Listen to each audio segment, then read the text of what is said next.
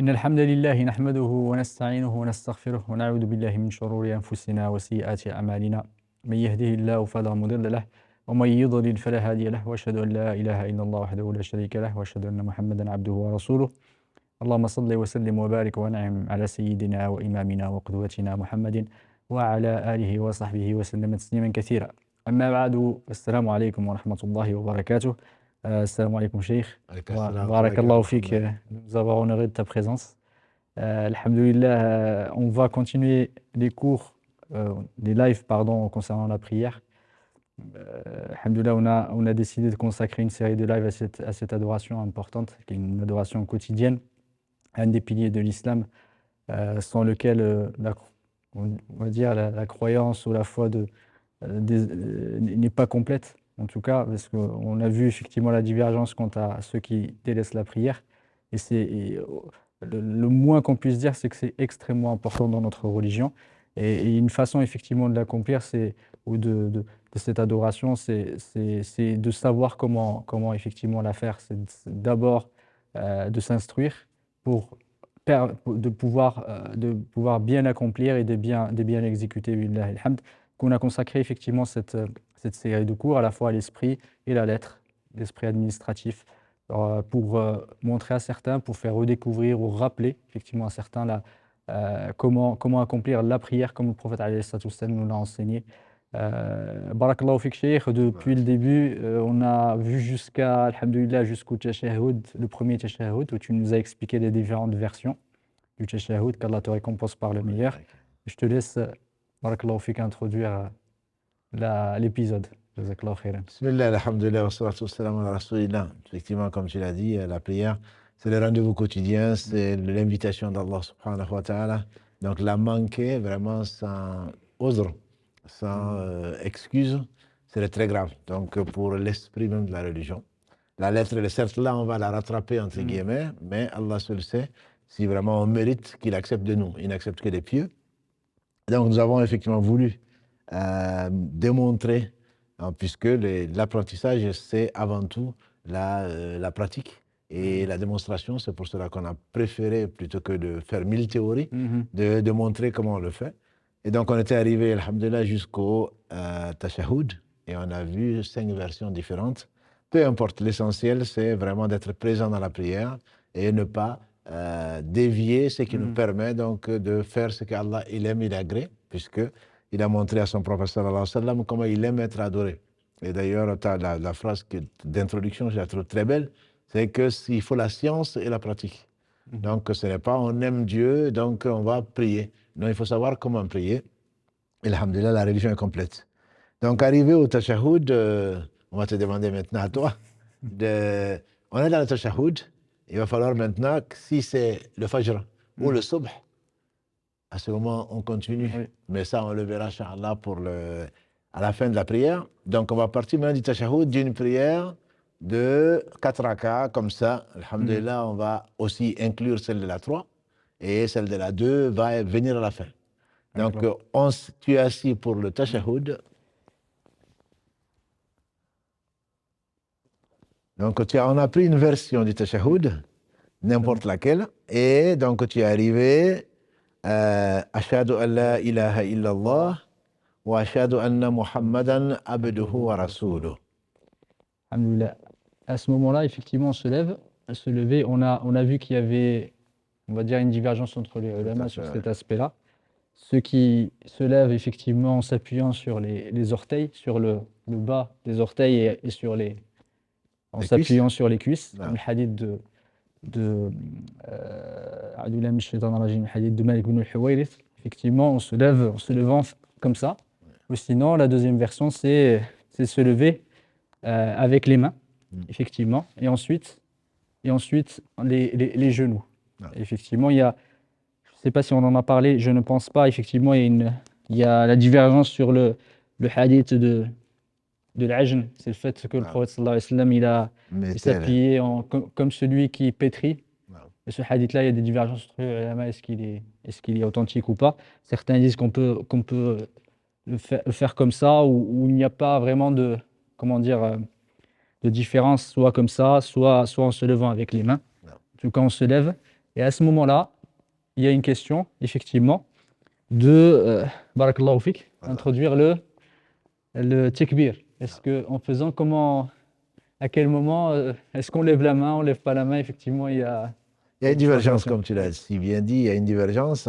Est-ce que c'est en se levant? C'est sûr que la sunna mu'akkada, donc il y a une sunna qui est appuyée, qui embellit la prière, et Allah est beau, il aime le beau, c'est de lever les mains pour la troisième raka. Troisième Voilà. rakat. Est-ce qu'on le fait maintenant assis ou est-ce qu'on le fait une fois debout? Pas debout. Voilà. Donc les deux avis existent. L'avis que moi je favorise, c'est le fait de se lever une fois debout. De faire debout. Une fois debout, mais certains effectivement le font assis, Assis. comme tu vas le montrer, Du Inch'Allah. coup, la troisième rakat, Allahu Akbar, de la même façon qu'on a fait La Takbirat première, al-Ihram. tout à fait. Et la Exactement. deuxième, On fait Allahu Akbar. Est-ce qu'on le fait effectivement? C'est ça aussi, c'est la question qu'il faut se poser.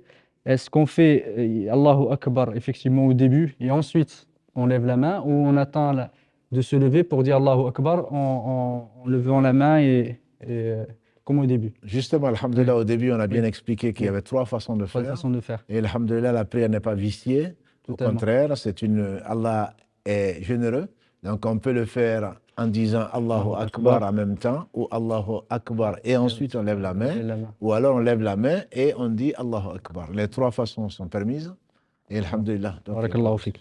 Du coup, si je reprends, si on a fini effectivement le tashahhud, ashhadu an la ilaha illallah, ashhadu anna Muhammadan abduhu wa rasuluh, c'est, on va dire, la façon la plus simple, et aussi pour les personnes qui sont Âgées. malades, âgées, etc., c'est le fait de se lever avec les mains, tout à fait. Allahu Akbar, Oui.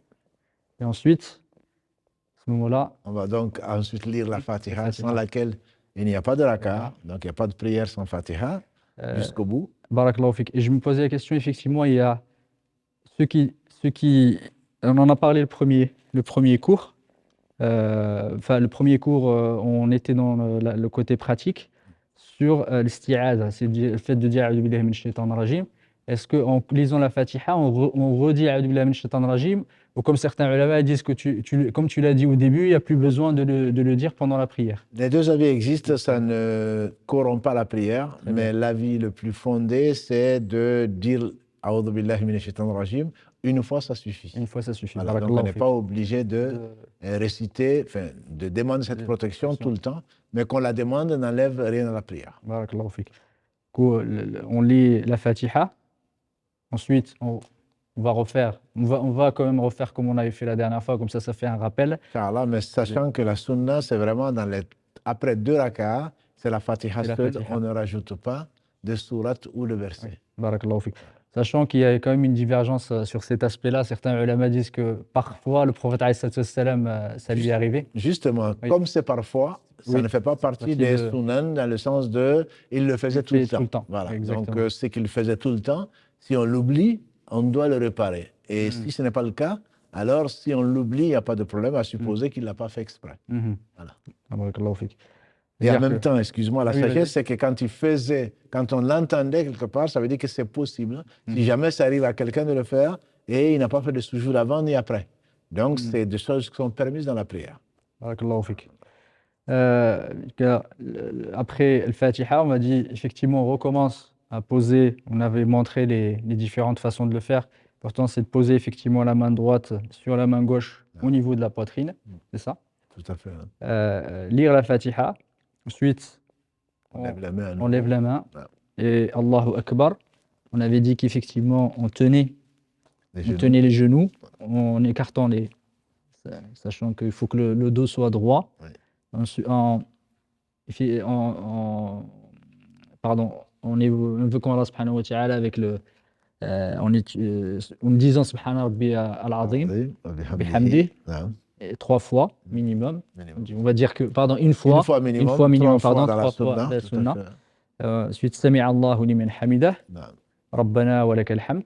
On peut continuer effectivement l'invocation. Alléluia. Et ensuite, on descend donc pour le sujoud. Le sujoud, on avait choisi effectivement, on va dire que de descendre sur les mains et ensuite sur les genoux. Oui, tout à fait. Même s'il y a deux versions, comme on avait vu. Oui. Allahu Akbar. En tout cas, Allahu Akbar, on avait dit le mieux, c'est de le faire pendant le mouvement et de finir. fait. Allahu Akbar. Allahu Akbar. Allahu Akbar. En bas, effectivement, pendant le sujoud, c'est Subhana Rabbiyal A'la, Subhana Rabbiyal A'la wa bihamdih, ou Subhana Rabbiyal A'la wa bihamdih. Comme on a dit 3 fois, une fois ou 3 fois qui est la sunna, et on peut ajouter si on veut. Et également, ne pas oublier, quand on prie seul, Oui. ou quand on est près d'un imam qui fait des invocations, on reste dans le sujoud Barakallahu pour fik. faire des invocations, puisque c'est le moment où on est le plus proche d'Allah, et tu l'as bien souligné. Subhana Rabbiyal A'la, il est élevé dans son être, Exactement. dans ses noms attribués et dans ses actes, et nous, on est dans la position la plus La basse. plus basse. Donc, il ne faut pas se presser. C'est un moment précieux où vraiment on est tout cœur présent. Donc, on demande à Allah dans la position la plus basse tout ce que l'on veut comme bien. Barakallahu fik. Si on a le temps, bien sûr. Si on suit un imam et on se relève, bien entendu, quand l'imam se relève. Mais quand on est seul, on a la possibilité, il est même conseillé de rester dans cette position-là et d'invoquer Allah subhanahu wa ta'ala comme on le fait, Inch'Allah. Barakallahu fik. Ensuite, effectivement, en sujoud, on se lève en disant Allahu Akbar. Ouais. On pose effectivement les mains sur les cuisses. Oui. Bien ça. Allahu Akbar. Subhana Rabbiyal A'la. Subhana Rabbiyal A'la wa bihamdih. Subhana Rabbiyal A'la wa bihamdih. Subhana Rabbiyal A'la wa bihamdih. Allahu Akbar. Et Cheikh, effectivement, certains ulama disent de poser la question pourquoi il n'y a qu'un seul ruku' et il y a 2 sujouds. Ouais. Et les ulama disent qu'effectivement, comme c'est le meilleur endroit, enfin, le meilleur moment de la prière, on est le plus dans l'état de soumission le plus élevé. C'est pour ça qu'il y en a 2, effectivement, pour montrer que c'est extrêmement important. Après, c'est des ulama, effectivement, qui parfois voilà, réfléchissent, se posent des questions. Tout à fait, Oui, comme tu l'as dit, on a dit l'esprit et la lettre. Oui. Donc, dans la lettre, on n'a pas le droit de faire un seul sujoud. Il faut déjà le comprendre. Voilà, même si on a passé 5 minutes dans le sujoud, ce qui peut arriver surtout dans les prières de nuit, le prophète alayhi salatu wassalam a déjà prié, il est resté dans le sujoud au point que notre mère Aïcha craignait qu'il soit mort. Voilà, donc vraiment dans le sujoud, quand on est seul, surtout dans les nawafil, et dans les prières qui sont surrogatoires, on peut demander autant que l'on veut, rester autant que l'on veut, et surtout quand on sent la saveur de la prière. Après 2 fois, effectivement, c'est comme si on avait encore... je suis insatiable de ma proximité avec Allah, donc je repars à nouveau pour lui demander encore ce que j'ai oublié, et Allah me rappelle ce que j'ai oublié, et je lui demande encore. C'est une double opportunité, voire plus, alhamdoulilah, pendant la prière. D'invoquer Allah subhanahu wa ta'ala, surtout c'est un moment effectivement propice à ce qu'Allah subhanahu wa ta'ala nous exauce nos vœux. Absolument. Et jazakallahu khayran. Et ensuite, il y a quelque chose dont on n'avait pas parlé, effectivement, c'est le fait quand on a fini les 2 prosternations, on doit normalement se lever. Soit on est à la 3e pendant le Maghrib, après on reviendra effectivement sur les différentes, le nombre différent d'une prière à une autre, Inch'Allah, on en parlera à la fin, pour faire un rappel. Quand on a fini le 2e sujoud, on se lève pour le 3e. Est-ce qu'on s'assoit ou pas? Effectivement, il y a le prophète alayhi salatu wassalam, c'est quelque chose qui est authentique, il n'y a pas de divergence là-dessus. Le prophète alayhi salatu wassalam, enfin, je pense qu'il y a peut-être une divergence, je n'ai pas dit qu'il y avait un ijma', Allahu a'lam, mais que le prophète alayhi salatu wassalam, à la 2e prosternation, avant de se lever, il s'asseyait très légèrement. Après la première raka et après la 3e. Absolument. Et ensuite, il se levait. Qu'est-ce que tu suggères, barakallahu fik, par rapport à ce moment-là? Alors, il y a eu le hadith, où les hadiths sont authentiques, dans les meilleurs livres de hadith, notamment un compagnon du prophète qui a dit qu'il est resté 1 mois avec le prophète sallam. Chaque fois qu'il se relevait de la première raka avant d'aller pour la seconde et de la 3e pour la 4e, il restait assis juste le temps que les membres reviennent à leur place et ensuite il se relevait. Donc, la plupart des écoles disent qu'il a eu une raison de l'avoir fait. On ne connaît pas la raison, mais chez les Shafi'ites, par exemple, c'est quelque chose de recommandé, ça fait partie des sunnah. Donc, le fait de s'asseoir, quand on voit quelqu'un s'asseyant, c'est pas qu'il a oublié, il refait ce que Allah subhanahu wa ta'ala a voulu faire à son prophète sallam sans pour autant le dire. Donc, on le fait sans aucun reproche possible, parce que c'est un hadith qui est authentique, et rien n'est venu dire qu'il l'a fait, ensuite il a arrêté. Donc, il n'est pas abrogé. Celui qui veut le faire, en suivant la sunna, il le fait, il sera, Inch'Allah, rétribué. Celui qui suit un avis comme quoi il l'a fait que ponctuellement parce qu'il était fatigué ou parce qu'il était malade, il suit cet avis-là et l'avis reste valable.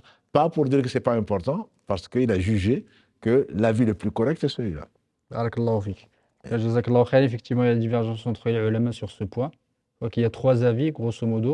L'avis qui dit que on ne s'assoit pas du tout. Non. Pour eux, c'est pas une sunna. Ceux qui disent que quand on s'assoit, que c'est quand on en a besoin, comme c'est le prophète sallallahu alayhi wa sallam l'avait Quand on est fait. malade ou Malade, effectivement quand il y a un besoin pour le faire. Exactement. Que le prophète sallallahu alayhi wa sallam, il avait effectivement, dans un hadith, il disait qu'il avait pris du poids, effectivement, qad baddan. Et le troisième avis, c'est de dire que c'est une sunna mutlaqan. C'est-à-dire que comme tu as dit, barakallahu fik, c'est l'avis que tu nous suggères, c'est que c'est une sunna qu'on peut. C'est une sunna dans la mesure où que l'on dise je ne le fais pas, parce qu'il se peut qu'il l'ait abandonné, mais le hadith il est authentique, il y en a au moins trois, en disant que pendant un mois de suite, il n'a pas rapporté que le prophète sallam était malade, ni qu'il avait un besoin quelconque, qu'il a pris du poids certainement, mais il était beaucoup plus agile que nous, et il continue encore à se battre comme un lion. Il était le plus courageux des hommes, et alhamdulillah, Allah l'a éprouvé, mais je ne connais pas de hadith disant qu'il ne le faisait pas. Donc à partir de ce moment-là, on ne dit pas qu'il faut le faire. Ce n'est pas une obligation. Voilà. Mais que ce soit une sunna, moi je l'appellerais une sunna. Barakallahu fik. Jazakallahu khairan. Du coup, on a dit qu'il s'asseyait très légèrement, se disaient les ulama. C'est le temps juste effectivement que les articulations reviennent effectivement à leur effectivement, place. il n'y a pas eu, je ne connais pas de hadith plutôt pour dire qu'il faisait une invocation particulière. Donc là, c'est très clair. Barakallahu fik. Et du coup, effectivement, quand on se lève, si on dit une fois Allahu Akbar, on ne refait pas effectivement Allahu Akbar, s'asseoir et ensuite se lever faire Allahu Akbar. C'est le même Allahu Akbar, une fois que tu reviens du sujoud, tu dis Allahu Akbar assis, et à ce moment on se lève. Moi je m'appuie sur à ce moment, on se lève donc pour la quatrième et dernière raka. Barakallahu fik. De toute façon, la quatrième, on va dire que c'est exactement la même que la troisième, avec le Fatiha, effectivement toutes les invocations qu'on a expliquées. Et on va arriver, Inch'Allah, à la dernière. On va dire que là, on est dans une prière à 4 unités. Et on va arriver au dernier tashahhud. On va aller directement, Inch'Allah, au dernier tashahhud, parce qu'il faut aussi qu'on apprenne, effectivement, alhamdoulilah, du coup, au dernier tashahhud, quelle est la position pour s'asseoir? Tu nous as expliqué la position sans discussion pour celui qui est souple.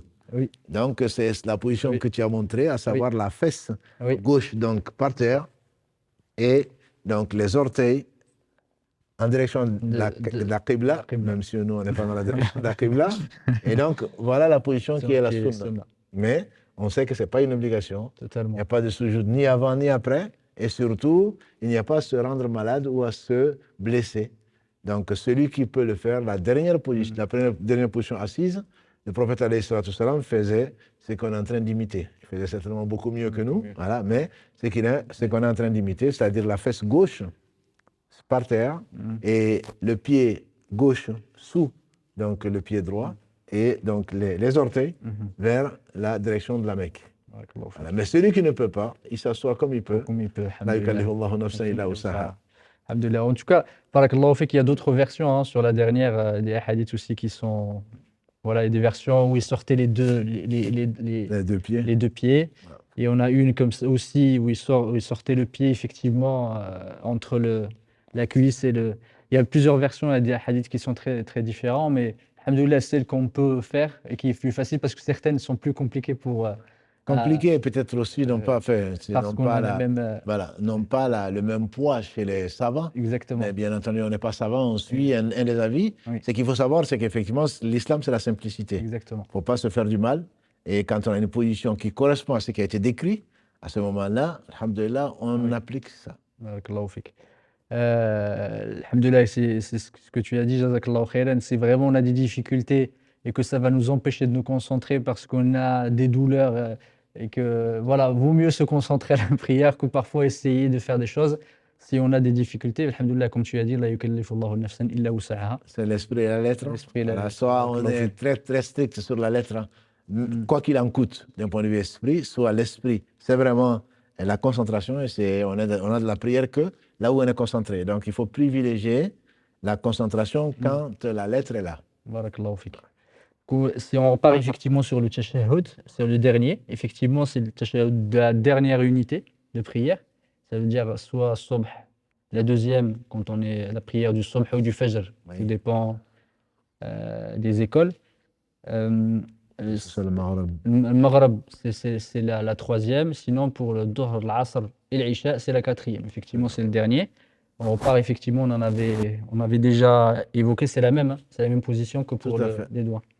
On a dit, effectivement, c'est diriger le doigt, ou sinon, effectivement, tahliq avec mettre le majeur avec le pouce et l'index vers la qibla. Tout à fait. Exactement. On avait dit, effectivement, la vie, c'est de ne pas le bouger. C'est ce que tu disais. Pour toi, la vie que tu préfères. Et comme tu nous as souligné, regarder ce doigt-là jusqu'à la fin. Exactement. Barakallahu fik. Effectivement, alhamdoulilah, certains qui le bougent, certains aussi qui le bougent, comme l'avis de Ibn Qayyim pendant qu'ils font les du'a, etc. Il y a d'autres avis. L'idée, c'est pas de, comme tu l'as dit, quand tu as tout le temps répété, barakallahu fik, et c'est quelque chose que tu nous as toujours enseigné, c'est que, alhamdoulilah, c'est pas parce qu'on penche pour un avis, effectivement, que les autres on annule complètement. Alhamdoulilah, il y a des avis, effectivement, il y a une divergence qui est totalement acceptable, alhamdoulilah, parce qu'il y a des avis qui sont fondés. Les ulama, ils n'ont pas donné des avis par fantaisie ou par leur propre passion, barakallahu fik, par leur propre avis. C'est que parfois, ils donnaient des avis, effectivement, ils donnent des avis par rapport à des preuves. C'est toujours fondé, alhamdoulilah. Parfois, il y en a qui sont plus on va dire, plus argumenté, plus solide que d'autres, alhamdoulilah. Et encore, qui dit solide, c'est d'autres savants, c'est pas nous. Et barakallahu fik, jazakallahu khairan. Parfois, il y a vraiment une divergence forte, ça veut dire que les deux avis parfois se valent, parce qu'il y a des preuves qui existent. Et ensuite, c'est vraiment, parfois, c'est des détails, parce que comment, entre deux hadiths, on arrive à les allier, ou surtout, pardon, les concilier, barakallahu fik, les réconcilier parfois. Il y a des ulama qui ont effectivement différentes méthodes pour le faire. Alhamdoulilah, subhanahu wa ta'ala, on aspire aussi certains, alhamdoulilah, à voir des choses que d'autres ulama n'ont pas vues. Alhamdoulilah, nous, effectivement, Cheikh, barakallahu fik, tu nous as toujours enseigné, c'est que l'important, c'est de suivre la preuve et surtout le travail pour nous, le plus important. Pour ceux qui n'ont pas la science et qui n'ont pas la possibilité et les capacités d'aller chercher, c'est effectivement, alhamdoulilah, demander à ceux qui sont plus savants qu'eux. Et c'est ça l'ijtihad qui est important pour chacun, c'est d'aller effectivement demander à celui en qui il a confiance et de le suivre. Et ce n'est pas parce qu'on a lu quelque chose quelque part que pour autant le reste n'existe pas ou le reste n'est pas fondé. D'insister dessus parce qu'on est là, c'est pour aimer Allah, c'est pour se rapprocher d'Allah. Et les meilleurs, innama yakhsha Allah min ibadihi. Al-ulama, ceux qui craignent le plus Allah, qui l'aiment le plus, ce sont les savants. Donc, il ne faut pas les mettre plus bas que terre. Donc, on espère être avec eux parce qu'Allah nous les a fait aimer pour Allah. Et surtout pas qu'on ne se prenne pas pour un savant. C'est qui est la tendance moderne, des jeunes en particulier. Vous n'avez pas de preuves, telle école n'a pas ceci, comme s'ils étaient mieux, ils avaient mieux compris que. La science va avec l'humilité, la modestie et la tolérance. Et ça, je pense qu'il faut vraiment... Les savants, ils étaient les plus modestes et les plus humbles, ils se respectaient le plus. Quant à aujourd'hui, quand on voit ce qu'on voit aujourd'hui, c'est que ça preuve vraiment de manque de science. Et quand il y a manque d'adab, il y a un manque de science, un mauvais comportement. L'éthique avec les savants, on l'a déjà vu un mardi, doit être vraiment le meilleur comme dans toutes choses. Pour ce rappel, du coup, pour Teshahhud, comme on avait montré, effectivement, si tu peux, barakallahu fik, nous refaire le Teshahhud, pas toutes les versions, mais on va dire que la version... On va prendre la version d'Omar ibn Khattab. Donc, quand il disait « At-tahiyyatu lillah, az-zakiyatu lillah, at-tayyibatu was-salawatu lillah, assalamu alayka ayyuhan nabi wa rahmatullahi wa barakatuh, assalamu alayna wa ala ibadillahi as-salihin, ashhadu an la ilaha illallah, wa ashhadu anna Muhammadan abduhu wa rasuluh ». Donc ça, c'était juste comme le premier, la première assise, le premier tashahhud. Ensuite, il y a 5, 6, voire 7 façons différentes. Ce ne sont peut-être pas les seules. En tout cas, il y a 6 qui me viennent en tête de la prière, ce qu'on appelle la prière, la salat ibrahimi, qui est celle donc, que l'on fait quand on est dans la dernière position assise, que tu as bien expliqué. Au Fajr, c'est la deuxième. Au Maghrib, c'est la troisième. Au Dahr, au Asr et au Isha, c'est la quatrième. Donc, quand on dit Ashhadu an la ilaha illallah, wa ashhadu anna Muhammadan abduhu wa rasuluh, donc on peut prendre, je dirais, la façon la plus simple que peut-être tout le monde connaît, c'est Allahumma salli ala Muhammadin wa ala ali Muhammad, كما صليت على إبراهيم وعلى آل إبراهيم إنك حميد مجيد اللهم بارك على محمد وعلى آل محمد كما باركت على إبراهيم وعلى آل إبراهيم إنك حميد مجيد. J'ai souvent eu pourquoi Muhammadin, Muhammad. C'est parce qu'en langue arabe, quand on s'arrête, on ne dit pas le in, un. Donc, nous qui ne sommes pas arabophones, et quand on dit, mais j'ai lu Muhammadin, et vous dites Muhammad. Donc, quand on s'arrête sur Muhammad, on ne dit pas Muhammadin, les Arabes. Ce n'est pas comme les Africains qui appellent Mamadou et qui disent donc jusqu'à la fin. C'est Muhammad, voilà. Et donc, c'est Allahumma salli ala Muhammad. Mais comme on doit continuer, on dit Allahumma salli ala Muhammadin wa ala ali Muhammad. Salat à Muhammad. Kama sallayta ala Ibrahim wa ala ali Ibrahim innaka hamidun majid. Donc, le sens global, c'est oh Allah, prie sur Muhammad, ainsi que la famille de Muhammad. Comme tu as prié sur Ibrahim et la famille d'Ibrahim, tu es certes celui innaka hamidun, le digne de louange, le majestueux. Allahumma, on reprend dans la version de Muslim et de Bukhari, Allahumma, oh Allah, bénis Muhammad et la famille de Muhammad comme tu as béni Ibrahim et la famille d'Ibrahim. Innaka, certes tu es hamidun, le digne de louange, Majid, et donc le majestueux. Donc il y a deux versions qui sont très proches, et peu importe, comme disent les savants, on utilise l'une des versions, et moi je conseillerais même de multiplier, de varier les versions pour se concentrer, parce que ça oblige à savoir ce que l'on dit. Et donc il a été rapporté du prophète sallam dans la version de Muslim, qui ne disait pas Innaka Hamidun Majid dans une des versions. Il disait donc Allahumma salli ala Muhammadin wa ala ali Muhammad kama sallaita ala Ibrahim wa ala ali Ibrahim. Allahumma barik ala Muhammadin wa ala ali Muhammad kama barakta ala Ibrahim wa ala ali Ibrahim fil alamina innaka Hamidun Majid. Donc ça c'est la version, je dirais, de Muslim. Et dans la version de Bukhari, il n'y a pas de fil alamin, c'est Innaka Hamidun Majid. Si ma mémoire, après peut-être, je crois que si ma mémoire est bonne, il me semble que dans la version de Bukhari ou Muslim, il dit Kama sallaita ala ali Ibrahim. Il ne dit pas sallaita ala Ibrahim ou ala ali Ibrahim. Il y a la version de Muslim qui dit, qui existe aussi, et qui dit Allahumma salli ala Muhammadin wa ala ali Muhammad kama sallaita ala ali Ibrahim. Soit innaka hamidun majid, ou on reprend wa barik ala Muhammadin wa ala ali Muhammad kama barakta ala ali Ibrahim fil alamina innaka hamidun majid. Ça c'est une des versions. Et l'autre version que peut-être on entend et qu'on ne fait pas souvent, c'est Allahumma salli ala Muhammadin an-nabi al-ummi wa ala ali Muhammad kama sallaita ala ali Ibrahim là. Et on ne dit pas innaka hamidun majid wa barik ala Muhammadin an-nabi al-ummi, le prophète illettré, wa ala ali Muhammad, comme la famille de Mohammed, kama barakta ala ali Ibrahim. Là, on dit fil alamina innaka hamidun majid. Et il y a la version également qui inclut, qui développe le al, donc la famille. On dit Allahumma salli ala Muhammadin wa ala azwajihi wa dhurriyyatihi kama sallaita ala ali Ibrahim.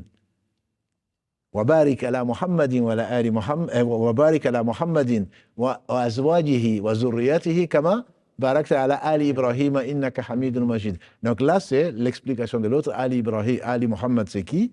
Quelle est la famille de Muhammad? On dit, oh Allah, prie sur Muhammad, de même que ses épouses et sa descendance. Ce qui explique le Ali Muhammad. Donc, sont ses épouses, c'est sa descendance. Et comme il l'a fait avec la descendance de Ibrahim. Et ça, il faut le rappeler peut-être, c'est un ordre d'Allah subhanahu wa ta'ala dans la sourate Ahzab 33, verset 56, que nous connaissons tous. Allah dit Inna Allah wa malaikatahu yusalluna ala nabi ya ayyuhalladhina amanu sallu alayhi wa sallimu taslima. Allah et ses anges prient sur le prophète alayhi salatu salam. Ô vous qui croyez, priez sur lui et saluez-le, salutations. Et ce qu'il faut savoir, comme c'est pour cela que j'aime bien ce titre, l'esprit et la lettre, c'est que la lettre est venue parce qu'ils ont dit Ya Rasulallah au messager d'Allah ou Ya Nabi Allah, on sait comment te saluer. On dit Salam alayka ya Nabi, mais comment est-ce qu'on va prier sur toi? Donc c'est pas j'invente dans la religion, c'est tawqifi. Allah a dit, il a envoyé un messager pour nous enseigner comment faire, et on dit qu'il s'est tu. Et Allah l'a inspiré, il a dit Qoulou, dites donc Allahumma salli ala Muhammad. Donc, c'est une révélation d'Allah. Pour dire ça, on ne peut pas le remplacer par, je dis ça parce que je sais que nombre d'entre nous, notamment d'Afrique noire, ont pris des versions de personnes qu'on qualifie d'alliés ou de saints, alors que le saint, s'il y en a un, c'est bien Mohammed sallallahu alayhi wa sallam. Et il n'a pas dit ça comme ça, c'est Allah qui l'a révélé. Donc il ne peut pas y avoir mieux que ce qu'il a dit alayhi wa sallam. J'insiste dessus, on peut demander à Allah ce qu'on veut, mais dans la prière, jusqu'au salam, depuis qu'on a commencé, on le fait comme il l'a fait. En dehors de la prière, comme par exemple une question que tu as peut-être posée, est-ce qu'on peut dire Allahumma salli ala Sayyidina Muhammad? Oui. C'est ce que j'allais te dire. Je me doute. Je me doutais bien. Allahumma salli ala Sayyidina Muhammad. On dit dans la prière, l'avis majoritaire et le plus sûr, c'est qu'on ne dit pas Sayyidina Muhammad, c'est notre chef Muhammad. Bien sûr que ce soit un chef. C'est soit un chef. C'est soit un chef, à n'en pas douter. En dehors de la prière, comme tu le fais en introduction, Sayyidina wa Qudwatina, c'est notre chef, c'est notre bien-aimé, c'est notre guide. Mais dans la prière, on n'a pas à rajouter un mot qu'il n'a pas prononcé, en tout cas, qui n'a pas été rapporté de façon sûre. Donc on dit Allahumma salli ala Muhammadin et pas Allahumma salli ala Sayyidina Muhammad parce qu'il ne l'a pas dit et il ne parlait pas de lui-même. Allah a voulu et lui a enseigné. Il a dit Qulu, dites Allahumma salli ala Muhammad. Donc j'insiste dessus parce que parfois on veut bien faire et en fait c'est satanique, c'est Satan qui te pousse à vouloir faire mieux et tu ne peux pas faire mieux que le Muhammad sallallahu alayhi wa sallam. Jazakallahu khairan de l'avoir effectivement rappelé. Effectivement, quand tu parlais tout à l'heure, de certaines prières ou certaines invocations qui sont parfois très, très usuelles ou très utilisées dans certains effectivement, nos pays, surtout en Afrique, mais pas seulement. Hein. Parce qu'effectivement, je ne vais pas citer les uns ou les autres, alhamdoulilah. Il y en a certains effectivement qui enseignent que certaines prières ont été inspiré directement par Allah subhanahu wa ta'ala au saint. Et ça, c'est une des prières très très connues dans beaucoup de nos pays, comme Salat al-Fatih. Je ne sais pas si tu la connais. Non, je ne la connais pas. Tu la connais celle-là, mais elle est très très connue. Je la connais de nom. Oui. Salat al-Fatih, et celle-ci, effectivement, tout le monde l'a dit, et il n'y a aucun hadith qui est rapporté, il n'y en a pas. Et effectivement, celui qui l'a. C'est un des saints de cette tariqa qui a dit qu'effectivement, il l'a irrité. En tout cas, il l'a entendu lui-même de Dieu, directement. C'est pour ça qu'effectivement, il l'a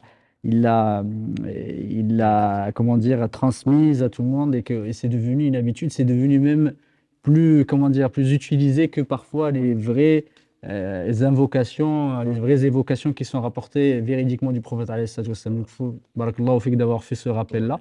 Jazakallahu khairan, et ne pas ajouter effectivement des choses qui viennent de nous, parce que le meilleur, c'est ce que le prophète sallallahu alayhi wa sallam nous a enseigné. Le fait de dire à chaque fois, rajouter quelque chose parce qu'on se croit que c'est meilleur, ça veut dire que c'est de dire qu'on est meilleur et qu'on a peut-être mieux pensé que le prophète sallallahu alayhi wa sallam et que ses sahaba, alors que personne ne sous-entend ça. Mais en faisant effectivement ces éléments-là, c'est-à-dire que le prophète sallallahu alayhi wa sallam ne nous a pas complété, ne nous a pas tout donné, et que nous, on est obligé de venir rajouter. C'est ce qu'on fait dire à l'imam Malik, rahmahullah. On dit que celui qui veut rajouter quelque chose à ce qu'a apporté le prophète sallallahu alayhi wa sallam, de deux choses l'une. Soit il pense que la religion n'est pas complète, et il contredit le verset 3 de la sourate 5, soit alors il dit que le prophète sallallahu alayhi wa sallam, il apporte quelque chose de plus, donc il se prend pour un prophète. Exactement. Dans les deux cas, c'est inadmissible. Donc il faut rester, alhamdulillah, dans la ligne droite. Et le prophète sallam nous a dit, surtout lors de son dernier pèlerinage, le seul qu'il a fait, je vous laisse deux choses. Si vous la suivez, jamais, jamais vous n'allez être égaré. Kitabullah wa sunnati, ou wa sunnati, Nabihi sallallahu alayhi wa sallam, le livre d'Allah et la sunna de son prophète sallallahu alayhi wa sallam. Donc on ne peut pas imaginer faire quelque chose de mieux que le prophète sallallahu alayhi wa sallam. L'imaginer, c'est minimum un péché. Voilà. Donc c'est impossible. Celui qui dit qu'il est prophète, ou qu'après le prophète, il reste autre chose, forcément sort de l'islam. Qu'Allah nous en préserve. Et effectivement, il y a tellement, alhamdoulilah, de hadiths, tellement d'invocations qu'on n'a pas besoin d'aller chercher. Et il y en a certains même qui vont chercher plus, ils ne connaissent pas la sunna du prophète sallallahu alayhi wa sallam et tout ce qui est rapporté de lui. Quand tu lui demandes, il connaît plus parfois des invocations qui sont rapportées par que le saint dit, etc., que ce qu'a dit le prophète alayhi wa sallam. Parfois, c'était en contradiction. La prière, alhamdoulilah, comme on a vu, les variétés d'invocations qui sont apportées du prophète sallallahu alayhi wa sallam, elles sont tellement grandes. C'est pas ça qui manque. C'est S'ils pas ça arrivent qui manque. à déjà retenir ces invocations-là, je pense que c'est beaucoup. Et peut-être pour insister encore, j'espère que c'est pas tout. Quand quelqu'un a dit au prophète, quand il a enseigné ce qu'il a enseigné, la dernière chose, on l'a déjà vu, au lit à dire Amantu bi kitabika alladhi anzalt wa bi nabiyyika alladhi arsalt. Je crois que au livre que tu es, Kitab alladhi anzalt, le livre que tu as fait descendre, et au prophète à qui que le prophète que tu as envoyé. Et la personne, en voulant répéter la même chose, il dit Amantu bi kitabika alladhi anzalt wa bi rasulika alladhi arsalt. Je crois au livre que tu as fait descendre et au messager que tu as envoyé. Il a dit non au prophète et pas au messager. Et pourtant, on sait que tout messager est prophète. Mais là, il a précisé, je ne dis pas le messager, j'ai dit le prophète. Et certains savants disent, justement pour nous expliquer que, comme messager, ça peut être l'ange Gabriel. Alors que là, il n'est pas prophète. Et le prophète, bien sûr, c'est Mohammed sallallahu alayhi wa sallam. Donc, il a précisé au prophète à qui que tu as envoyé. Donc, il y a des mots, il y a des choses, on pense que ce n'est pas important. Il faut vraiment apprendre les choses comme elles sont. Sallu, comme comme on a dit. Donc, au début, priez comme vous m'avez vu prier. Ce n'est pas une prétention. Si tu penses être plus intelligent que les autres, en général, c'est que tu es moins intelligent. Parce que c'est la position des meilleurs des hommes qu'Allah a envoyés, qui sont les prophètes. C'est la position des gens qui ont accompagné le prophète Mohammed sallallahu alayhi wa sallam. Si tu penses être plus intelligent, je crains pour moi, je crains pour toi. Allah nous en préserve. Amen. Et ensuite, du coup, on a parlé de Salat al-Ibrahimiyya. Oui. Ensuite, il y a des choses très importantes. Elles sont bien entendu d'une importance variable. Mais le prophète alayhi salam a dit à la fin de la prière, ne négligez pas de demander protection contre 4 choses. Et ça, je m'en voudrais que Shaitan me fasse oublier ça. Parce qu'il a insisté, à la fin de la prière, bon, là déjà, Dubour Kulli Salah, et de la fin de la prière, l'avis le plus fort, c'est que la fin, c'est-à-dire j'ai fini la Salat Ibrahimi, je ne suis pas encore arrivé au Salam.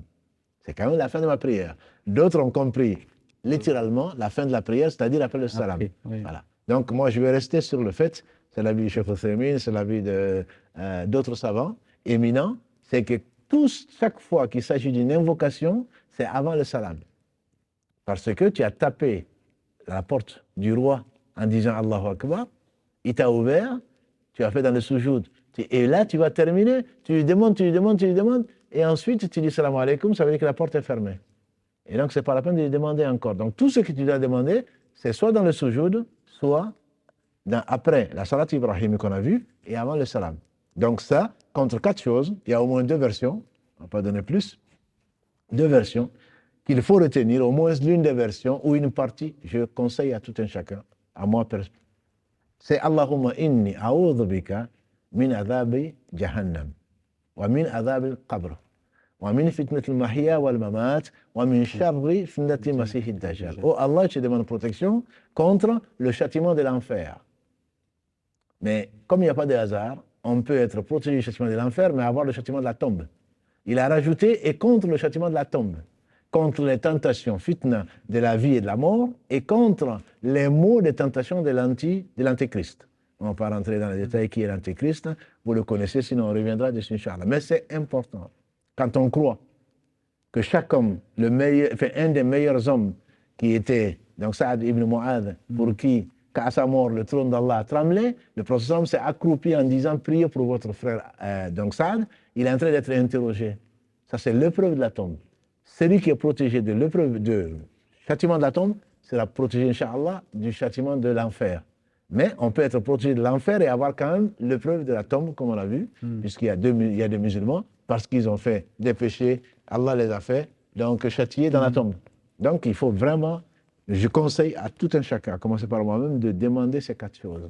Si on ne les connaît pas ce soir, ce n'est pas un souci. On commence à les prendre, à les apprendre, au moins Allahumma inni a'udhu bika min adhab jahannam wa min adhab al-qabr. Je m'arrêterai là, parce que si tu es sauvé de ça, tu seras sauvé, Inch'Allah. Et il y a l'autre version, qui est aussi valable, bien sûr, il a dit le prophète sallallahu. Donc, Allahumma inni a'udhu bika min adhab al-qabr. Il a commencé par ça. Mais il n'a pas dit Jahannam. Moi, je dirais, c'est tellement intelligent. Celui qui est protégé du châtiment de la tombe sera protégé du châtiment de l'enfer. Donc il a dit Allahumma inni a'udhu bika min adhab al-qabr wa inni a'udhu bika min fitnatil masih ad-dajjal. Il a commencé par ça. Wa inni a'udhu bika min fitnatil mahya wal mamat. Donc ce sont les trois éléments. Et après, Allahumma, il a dit Allahumma inni a'udhu bika min al-ma'tham wal maghrab. Donc c'est la même chose.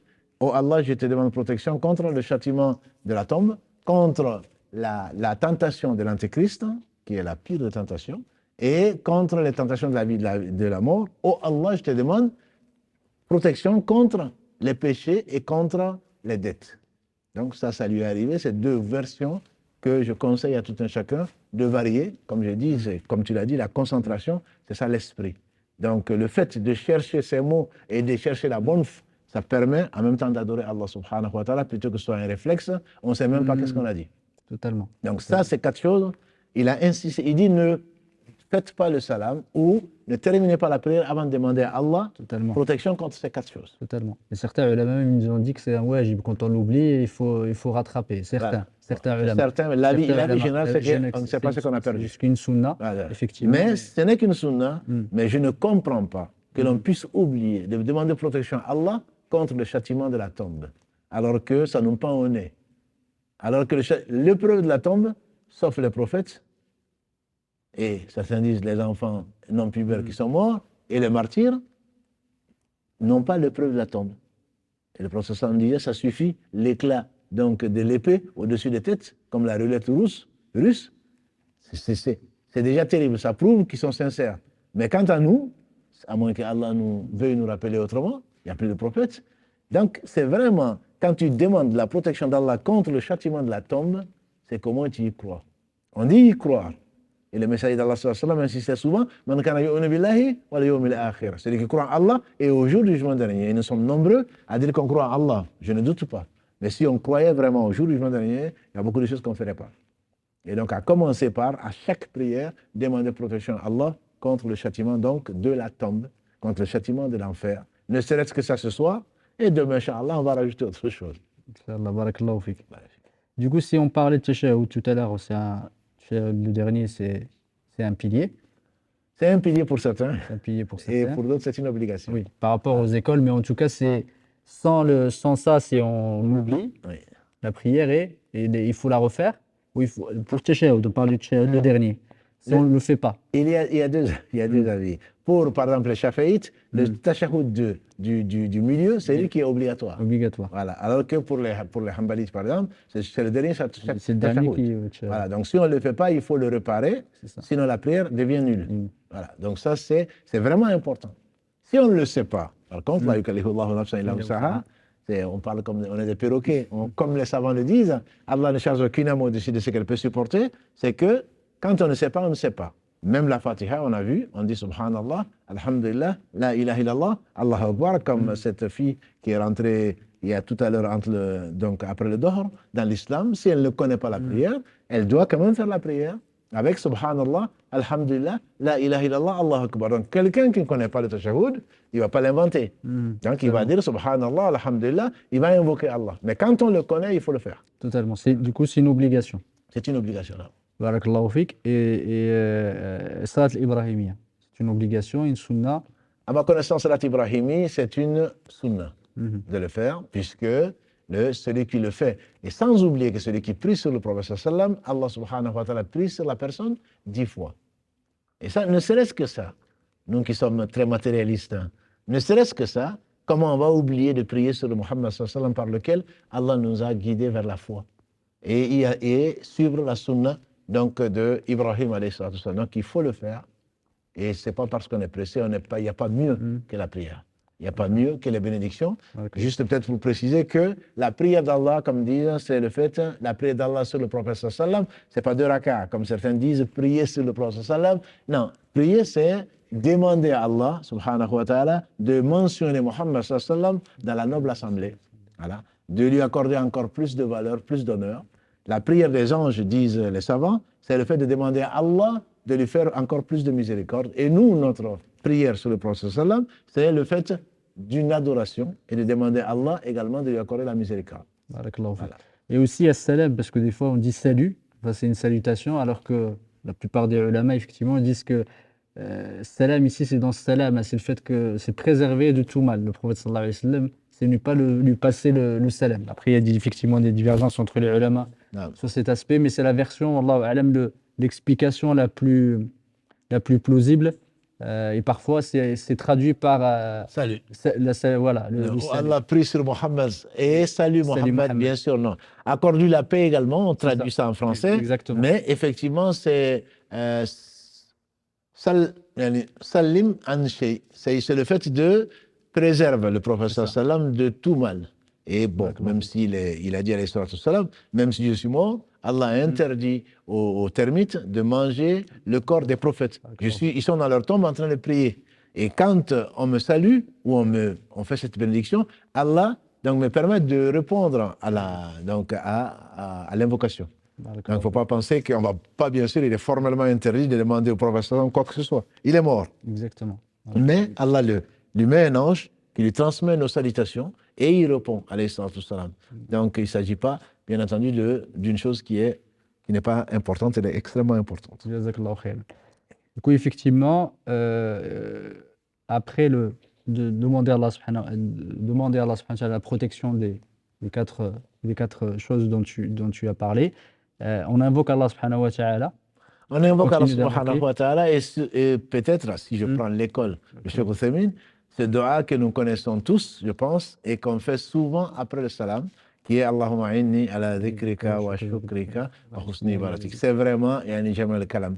C'est le prophète, Allah a donné la conscience du discours. Il a dit, ô Mouad, j'aurais aimé être là, il dit, ô Mouad, wallahi, oh que je t'aime. Et nous, quand on aime, on va acheter des sucettes, on va offrir. Non, wallahi, oh que je t'aime. Il a dit, par mon père et ma mère, je t'aime moi aussi. Il a dit, ne néglige pas à la fin de chaque prière, de Bourkoul Salah, de dire Allahumma inni ala dhikrika wa shukrika wa husni ibadatik. Oh Allah, assiste-moi à la dhikrika, à me rappeler de toi, à la shukrika, à te remercier, et wa husni ibadatik, et à parfaire ton adoration. Et c'est vraiment l'islam du détail jusqu'à la fin. C'est du début à la fin. Parce que celui qui ne se rappelle pas Allah, certainement est manipulé par Shaitan. Si tu te rappelles Allah, nécessairement, tu dois le remercier pour tout bienfait vient de lui. Et si tu ne cherches pas à parfaire donc son adoration, c'est que vraiment tu as tout oublié. Et donc ça, moi je conseillerais au moins ces deux types d'invocations. Et ensuite, on prie. Moi je conseille de prier pour ses parents. Il y a effectivement, il y a d'autres invocations qui ont été rapportées par le prophète sallallahu alayhi wa sallam. Du prophète sallallahu alayhi wa sallam après. Comme tu as dit, certains de Bor Salat, ils disent que c'est avant le salam, c'est-à-dire que c'est vraiment à la fin. De Bor Salat, Dobor, c'est à l'arrière. Et certains disent que ça veut dire que c'est après le salam. Mais il y en a beaucoup, effectivement, je pense dans le Hisn al-Muslim ou dans l'Adhkar al-Nawawi, etc. Il y en a plein. Allahumma inni as'aluka bi annaka anta Allahu la ilaha illa anta, ou Allahumma anta Allahu la ilaha illa anta.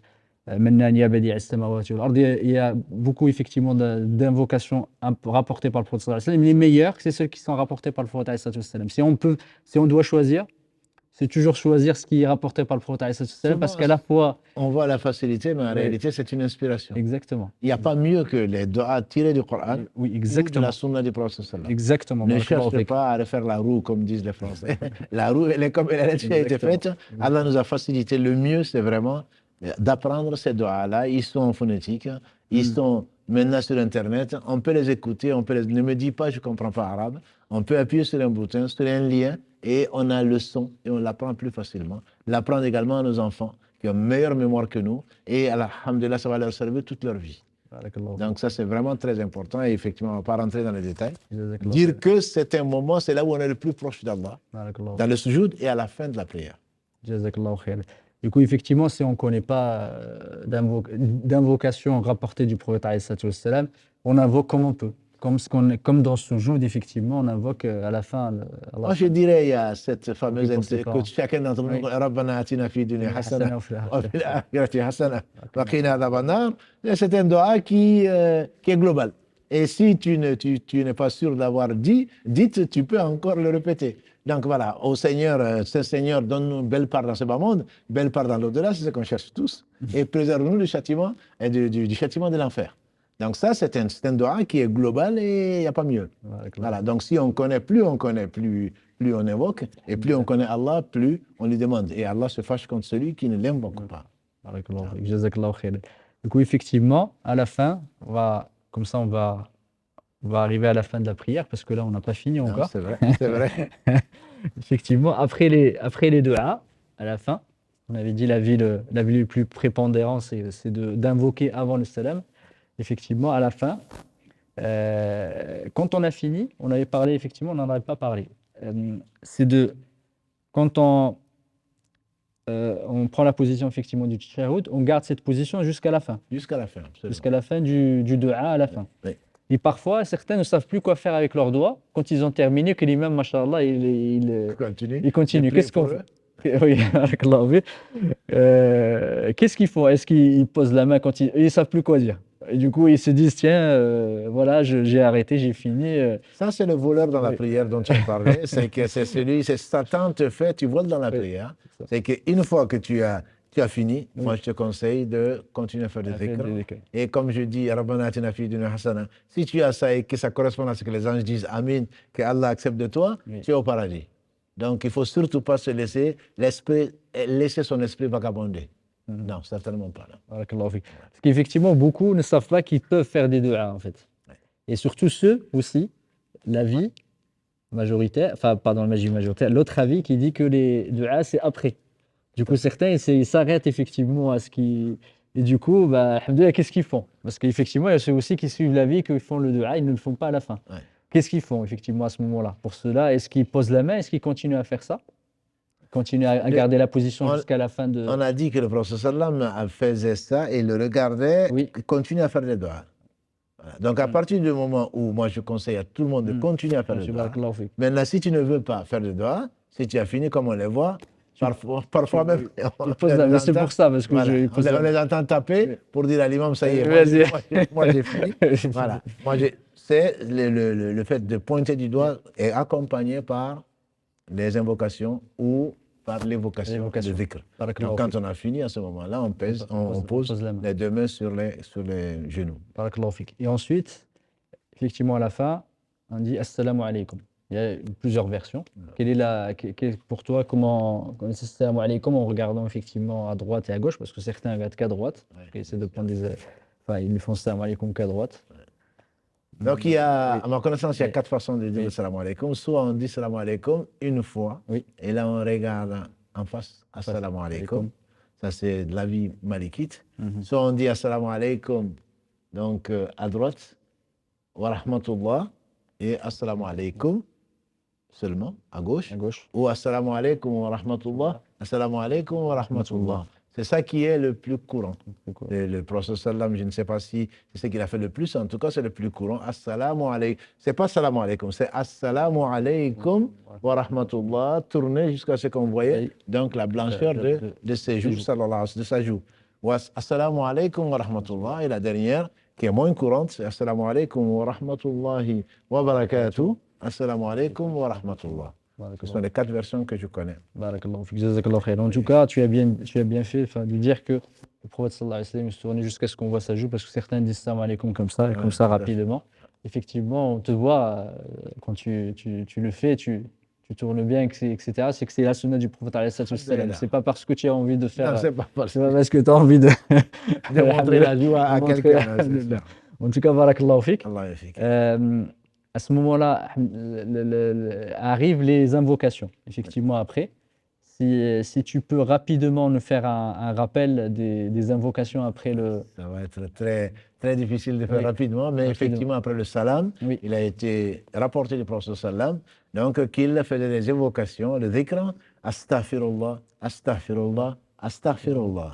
3 fois, Allahumma anta salam wa minka salam, tabarakta, ya dhal jalali wal ikram. Et donc ensuite, il a insisté pour que l'on fasse les 33 fois, dans une version 25 ou 10 fois, les versions sont authentiques, mais la plus connue, c'est 33 fois Subhanallah, 33 fois Alhamdulillah, 33 fois Allahu Akbar, et la dernière fois, La ilaha illallah wahdahu la sharika lah, lahul mulku wa lahul hamdu wa huwa yuhyi wa yumit, wa huwa ala kulli shay'in qadir.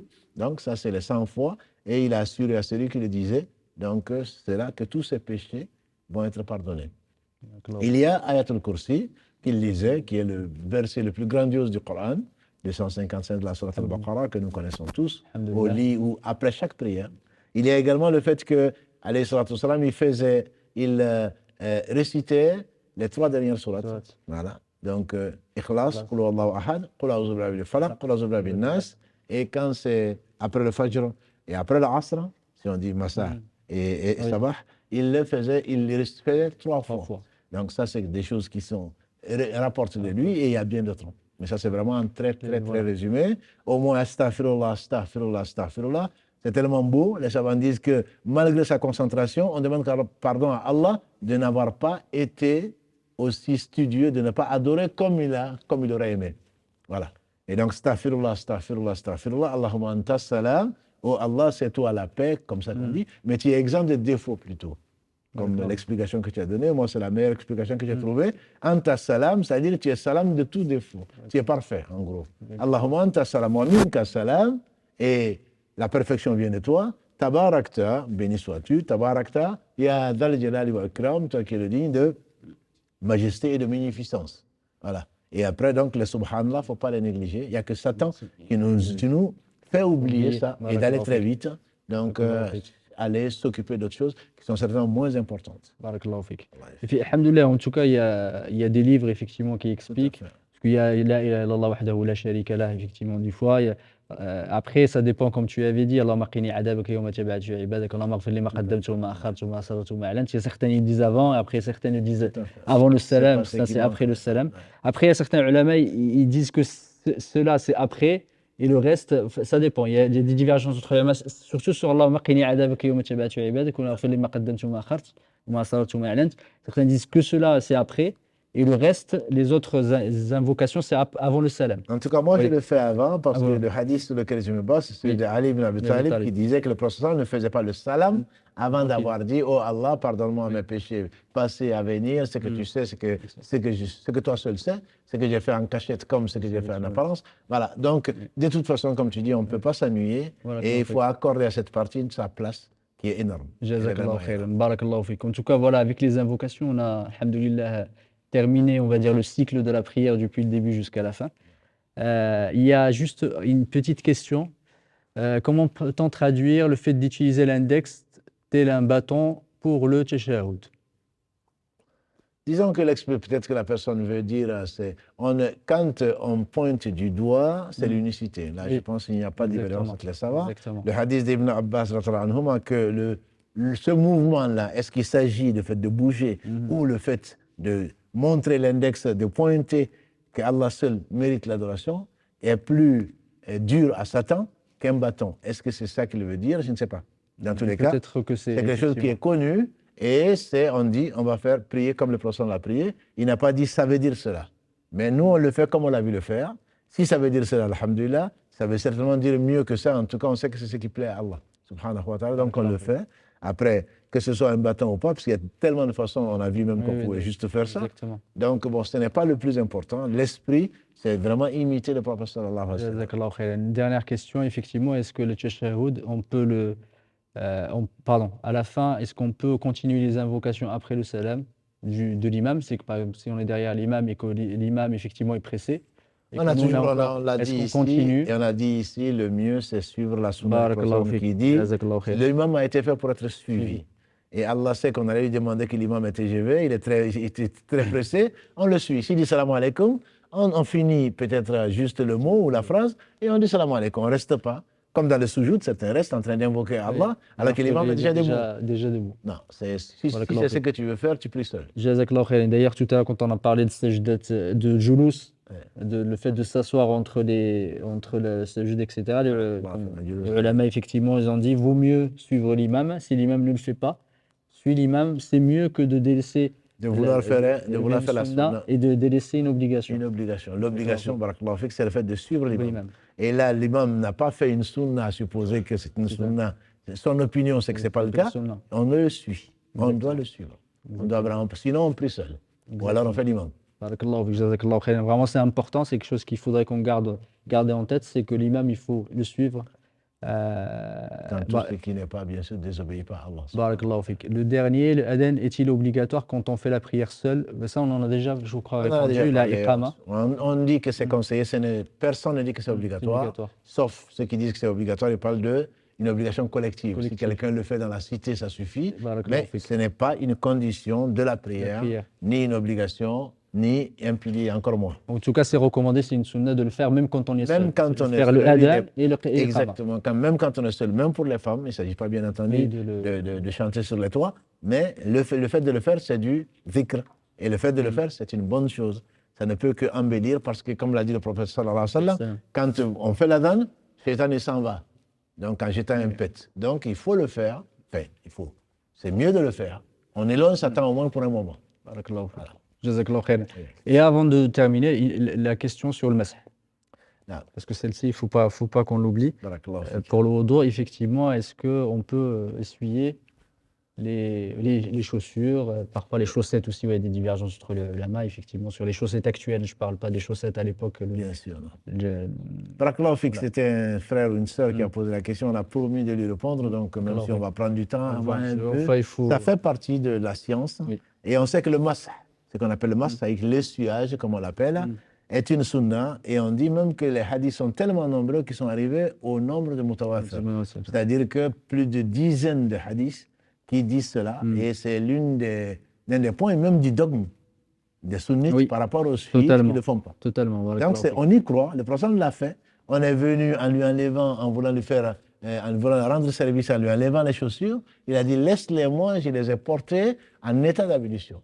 Donc, plus avec les chaussures, quand ce n'est pas interdit comme avec les moquettes, etc., c'est une sunna de le faire. Et il ne s'agit pas seulement parce que j'ai les chaussures de sécurité, tant mieux. Allah nous a facilité, quand on est avec des chaussures de sécurité, où on n'a pas envie d'enlever les chaussures, on peut prier avec, à condition donc qu'on les ait portées en état d'ablution. Donc on peut, quand on a perdu les ablutions, c'est l'une et la première condition peut-être, c'est de les avoir portées, la chaussure ou les chaussettes, en état d'ablution. Quand on les a portées et qu'on a perdu les ablutions, ou qu'on veut simplement les refaire, parce que le prophète les refaisait même s'il ne les avait pas perdues. Si on veut les refaire, donc on fait les ablutions comme on sait le faire, et arrivé au pied, donc au lieu d'enlever les chaussures ou les chaussettes, on passe les mains mouillées donc dessus. Certains disent qu'il faut passer les deux mains comme ça. D'autres disent, peu importe, que ce soit ceci ou cela. Voilà. Même peu importe l'ordre, ce n'est pas le plus important, mais le fait de le faire, en passant les deux mains sur les chaussures, ça permet de prier. Voilà. Après, il y a d'autres conditions, donc qu'on verra peut-être rapidement, et les chaussettes. Il y a au moins 13 compagnons du prophète sallam qui ont rapporté qui l'ont fait plutôt. Je ne connais pas de hadith dessus, mais qui l'ont fait. Et entre autres, il y a Ali ibn Abi Talib qui a fait, et il y a Abu Umama, et il y a Ibn Omar qui dit également qu'on peut le faire. Donc il y a des compagnons et des tabi'in qui ont fait, à condition, chez les Malikites, que les chaussettes soient épaisses, ne soient pas trop fins, que ça couvre ce que lave ce qu'on doit laver dans les ablutions, c'est-à-dire les chevilles. Les savants ne sont pas unanimes dessus, mais en général, il faut que ce soit épais, que ce soit pas transparent et que ça dépasse donc les chevilles pour qu'on puisse le faire. Donc chaussettes ou chaussures, on peut le faire. Et ce n'est pas seulement en voyage. La preuve, c'est qu'Ali ibn Abi Talib a rapporté que le prophète sallallahu alayhi wa sallam a dit on peut faire le masque. Une fois qu'on a les ablutions, qu'on a porté les chaussures ou les chaussettes, on peut passer les mains dessus pendant un jour quand on est sédentaire, quand on n'est pas en voyage. Quand on est en voyage, c'est 3 jours. Donc, si la journée passe, quand je dis la journée, c'est le jour, c'est 5 prières. Quand la journée passe, on doit laver à nouveau les pieds. Et quand on a un état de janaba, ça ne marche pas. Voilà, celui qui doit se laver doit enlever les chaussures et les chaussettes pour se laver. Et donc, il y a ça. Et ce sont les conditions qui me viennent en tout cas par rapport au masque. Parce que souvent, on a l'impression, on interdit même aux gens de le faire. Non, c'est par paresse. Oui, totalement. Et après, effectivement, par rapport aux chaussettes, il y a des divergences. Sur les chaussettes en particulier, parce que ce qu'ils disent que ce n'était pas les jawarib qu'il y avait à l'époque du prophète, par rapport à ce qu'on porte aujourd'hui.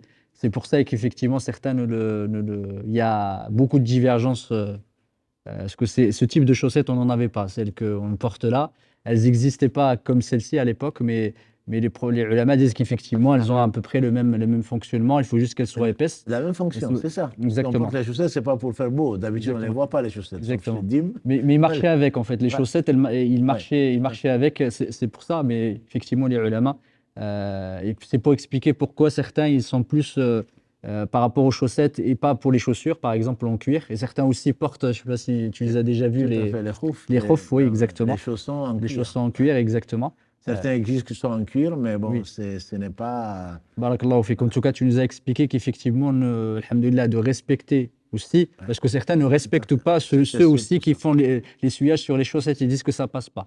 Mais alhamdoulilah, il y a des avis des ulama qui nous ont autorisé de le faire, à condition qu'il ne soit pas, comme tu as dit, qu'il ne soit pas fin, etc. Qui dépasse les chevilles. Barakallahu fik, jazakallahu khairan.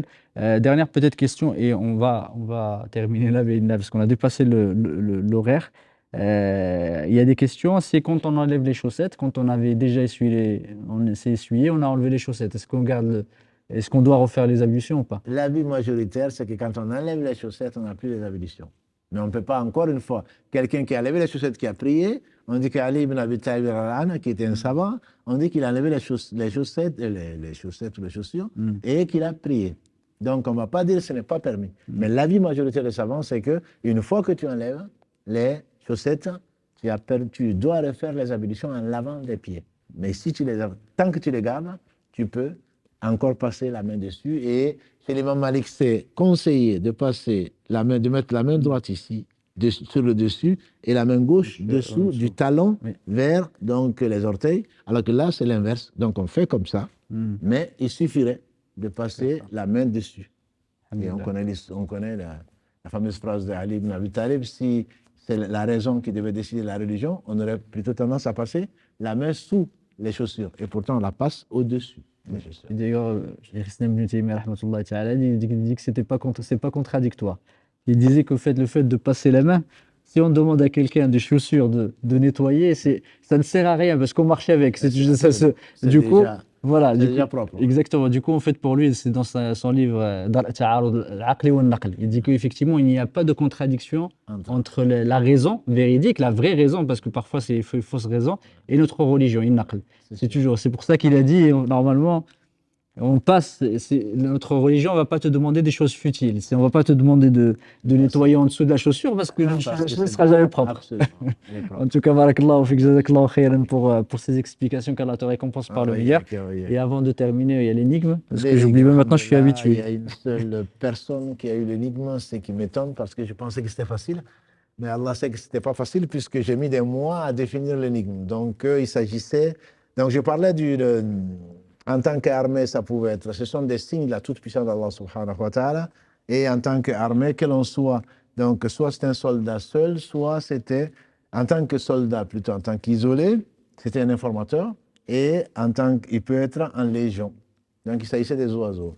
Ce n'est pas les anges, comme certains l'ont proposé, même si les anges pourraient correspondre à ça. Il s'agit des oiseaux. Et on sait que le Hudhud, dans la sourate 27 avec Suleiman, on sait également que les oiseaux ont bombardé ce qu'ils ont bombardé, donc dans la sourate 107 Al-Fil.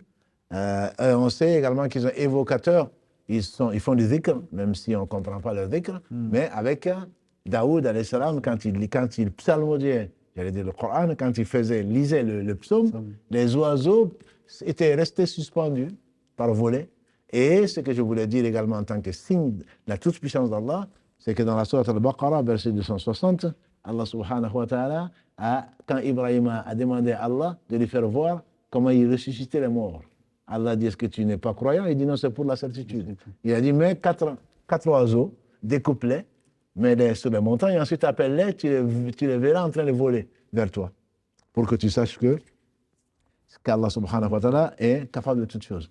Donc les oiseaux ont été utilisés dans le Coran et souvent dans la sourate que nous lisons tous les soirs, qui est sourate Al-Mulk, et Allah fait référence quand tu vois des oiseaux, Ma yumsikuhunna illa ar-Rahman. Qui retient les oiseaux si ce n'est pas Allah? Toi tu es incapable, tu crois intelligent, et tu es incapable de voler. Voilà. Donc, les oiseaux sont donnés souvent comme signe de la toute-puissance d'Allah subhanahu wa ta'ala. En tout cas, c'est à ça que je voulais faire allusion. Jazakallah khair, qu'Allah te récompense par le meilleur, et récompense ceux qui ont trouvé, celui, pardon, qui a trouvé la Ou celle. question, ou celle, qu'Allah subhanahu wa ta'ala leur raffermisse sur la foi, et il nous raffermit tous. Barakallahu fik, on est arrivé effectivement au terme de cet épisode. Ouais, Yak, qu'Allah te récompense par le meilleur, effectivement. Alhamdoulilah, on en apprend beaucoup, c'est important. La prière, c'est pas quelque chose qu'on fait comme ça, effectivement. On arrive, on fait la prière comme on souhaite ou comme on voit. La prière, effectivement, il y a des règles, alhamdoulilah, qu'on a essayé d'expliquer, et il y a une façon de le faire. Le prophète alayhi salatu wassalam nous a enseigné comment le faire. Et c'est important, effectivement, de se conformer et de suivre les traces du prophète alayhi salatu wassalam dans la façon d'accomplir la prière. La semaine prochaine, bi'idhnillah ta'ala, on parlera effectivement d'autres aspects et notamment comment réparer la prière. Ça, c'est un point très important que beaucoup négligent et beaucoup ne savent pas le faire d'ailleurs. Alhamdulillah, on verra toutes les situations, les cas où il faudra refaire la prière ou la réparer, pardon. بارك الله فيك جزاكم الله خيرا سبحانك اللهم وبحمدك أشهد أن لا إله إلا أنت أستغفرك وأتوب إليك سبحان ربك رب العزة عما يصفون وسلام على المرسلين والحمد لله رب العالمين